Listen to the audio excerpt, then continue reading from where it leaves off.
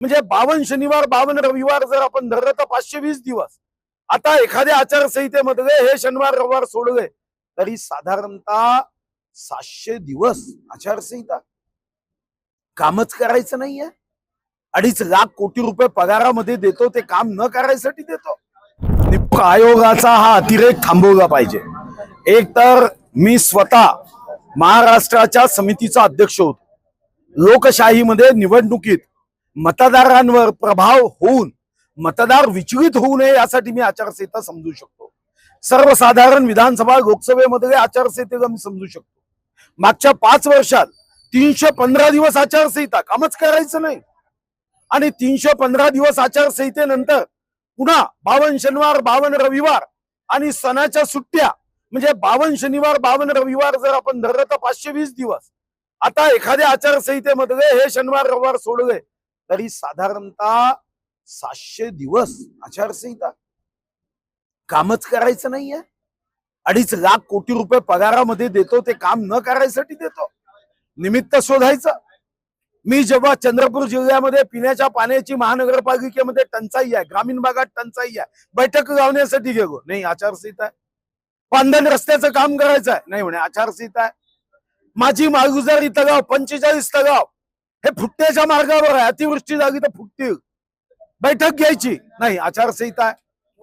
त्या गुंजेबाईमध्ये वाघानी हमला केला, 4 आमच्या लाडक्या बहिणीचा मृत्यू झाला, यावर उपाययोजना करण्यासाठी बैठक घ्यायची नाही म्हणे आचारसंहिता आहे। काही सांगा, शेतकऱ्याच्या पतपुरवठ्यासाठी बैठक आचारसंहिता, खताच्या लिंकिंग साठी बैठक आचारसंहिता। अरे ही कोणती आचारसंहिता आहे? इथं 12 किलोमीटर पृथ्वीच्या खोल करून जमिनीत गाडली पाहिजे। नगरसेवक काय एखादी बोरिंग केल्याने दुसऱ्या पक्षाला मतदान करतात का? काय माहित नाही का? तुम्हाला समजतं ते का निवडणूक आयुक्ताला समजत नाही का? हो, नगरसेवक कसं मतदान करतात? उद्या मी एक पर्यावरणामध्ये झाड लावलं आणि त्याची बैठक घेतली म्हणून काय मतदान बदलणार आहे का? एक तर या देशामध्ये 6 राज्यामध्ये हे फुकटचे धंदे केले आहे। हे स्थानिक स्वराज्य संस्थेच्या निवडणुका रद्दच केल्या पाहिजे, काही फायदा नाही आहे। कारण नसताना जे नगरसेवक आहे त्या नगरसेवकांना अस्थिर मनाचं करण्याचं काम या निवडणुका करतात। खरं तर मला आठवतं की माननीय देवेंद्रजी आणि आम्ही या संदर्भामध्ये विधानसभेत हा विषय उचलला होता। आता मी पुन्हा केंद्र सरकारला पत्र पाठवतोय की स्थानिक स्वराज्य संस्थेच्या निवडणुका बंद करून टाका, काही कारण नाही आहे। जनतेतून निवडून येऊ द्या। या निवडणुकीतून फायदा कोणता होतो? आणि तुम्ही निवडणुका कधी घेतल्या?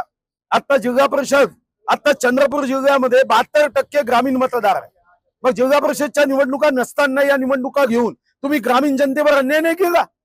काय घाई झाली होती स्थानिक स्वराज्य संस्थेची निवडणूक घेण्याची? 2 वर्ष स्थानिक स्वराज्य संस्था तुम्ही जर घेऊ शकले नाही तर आमदार करायची घाई काय होती? आणि मी जेव्हा निवडणूक आयुक्ताशी स्वतः बोललो हा अतिरेक बंद करा, तर या अतिरेक बंद केला नाही। मी पत्र पाठवलंय परवा, पण सुदैवाने आता आमच्या जिल्ह्याची निवडणूक अविरोध झाली म्हणून बरं आहे।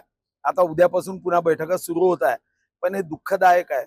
लोकशाहीला मारक आहे अशा फेकून दिले।